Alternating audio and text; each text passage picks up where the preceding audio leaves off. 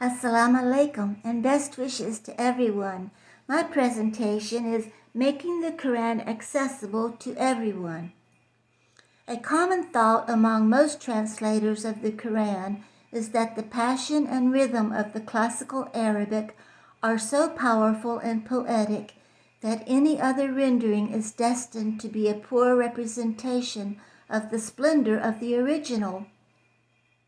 The idea that any endeavor would lend only inferior results may certainly create a mental block, preventing a translator from achieving a natural, graceful flow of English prose.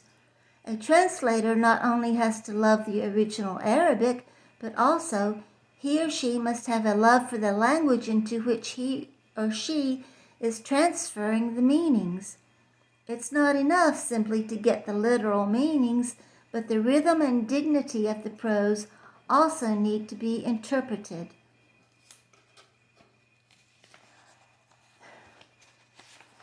Every language has its own exclusive elegance, and the language's unique qualities must be used skillfully to create a Quranic translation with its own unique literary value and majesty. Although the glory of the classical Arabic cannot be perfectly mirrored, a translation must reflect English as a graceful and endearing language as well. The translator must listen to the elegance of the original text and then be faithful in rendering the same style of elegance into the English language. The Qur'an must be made accessible to people of all reading levels. In the USA, about half of adults cannot read a book written at an 8th grade reading level.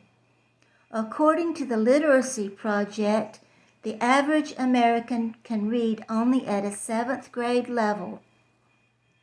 A Gallup analysis of data from the U.S. Department of Education concludes that 130 million adults in the USA have low literary skills,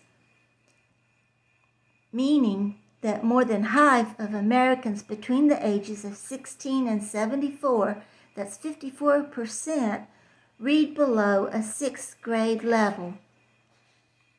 Dr. Iris Feinberg, Assistant Director of the Adult Literary Research Center at Georgia State University, says that anyone can have poor reading skills. She states, "It's not just people who are poor. It's not just people who are racial minorities. It's not just people who speak funny because they're from the South." And I'm laughing because I'm from the South and people do say I talk funny.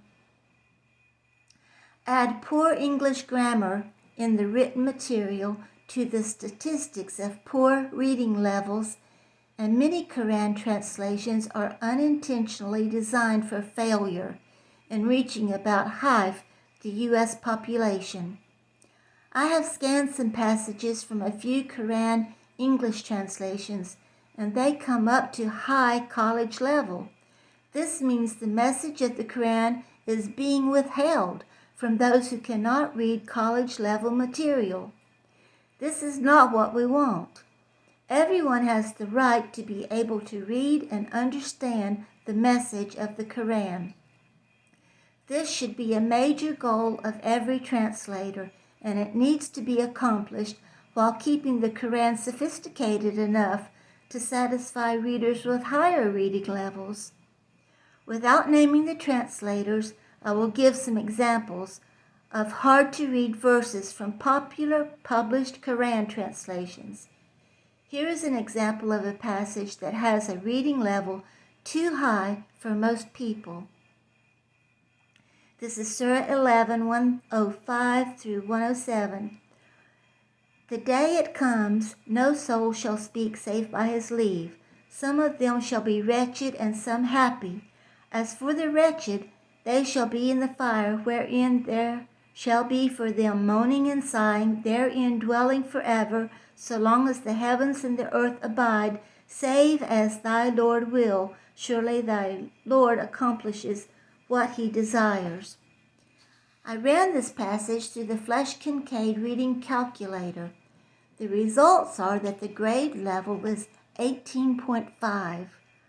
The reading level is college and difficult to read. The reading ease score is 42.7 out of 100. This means that most people in the USA would have a difficult time comprehending this passage. The problems include complicated sentence structure, unfamiliar word usage, and run-on sentences.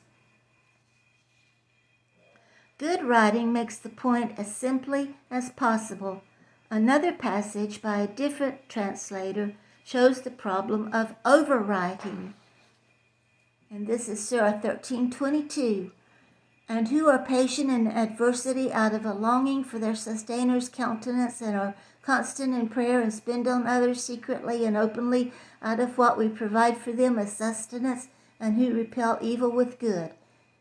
It is these that shall find their fulfillment in the hereafter. That was Surah 13:22. On the Flesch Kincaid translator, the reading ease is scored at 53.5, and the reading level is 10th to 12th grade, fairly difficult to read. The main problem here is the use of unnecessary words, which makes the reading more labored than it needs to be. The number of words in this passage is 52. In my rendering of the Qur'an, I used 41 words to render the same meanings. The Qur'an should be translated without a sectarian agenda. The Qur'an is for everybody, including Muslims of all sects and people of all religions. Don't rob the Qur'an of that interfaith beauty. Don't use the Qur'an as a weapon, denigrating other religions. Here is an example from a translation that reflects a sectarian view and expresses intolerance of other religions. And this is verses 6 and 7 of the Al-Fatiha. Guide us to the straight way, the way of those on whom you have bestowed your grace, not the way of those who earned your anger, such as the Jews, nor of those who went astray, such as the Christians. The Qur'an offers guidance to Jews, Christians, and people of other religions in an instructional manner. When the translator adds them to ayats that do not specify them, that targets those people in a way that is not helpful and could be potentially dangerous for them, as it provokes hate and suspicion. Many translations use words that are obsolete or not commonly used, and a few words are used with archaic definitions. The following verse uses a word that was used in the 18th and 19th centuries and earlier, but it is no longer used in the way the translator used it. And this is Surah 2:18. Deaf, dumb, and blind, and they return not. In previous centuries, the word dumb was used to describe someone who cannot speak. That definition became archaic during the 20th century. However, Qur'an translators are still using it. The meaning of the word dumb evolved to describe a stupid or foolish person and is no longer used for nonverbal persons. Options include mute, speechless, silenced, and wordless. In my translation, I used the words unhearing, unspeaking, and unseeing. Besides myself, the only other translators I could find that did not use the word dumb were Layla Baktir and Fadel Suleiman. I recommend all Qur'an translations be updated to replace the word dumb and any other archaic or uncommon words. I recommend every translator use the Flesch Kincaid reading calculator to determine if your translation's reading level is too high, and learn to use simple sentence structure and short sentences. Thank you for listening to my presentation in my funny Southern hillbilly accent. Assalamu alaikum, with strawberries and whipped cream.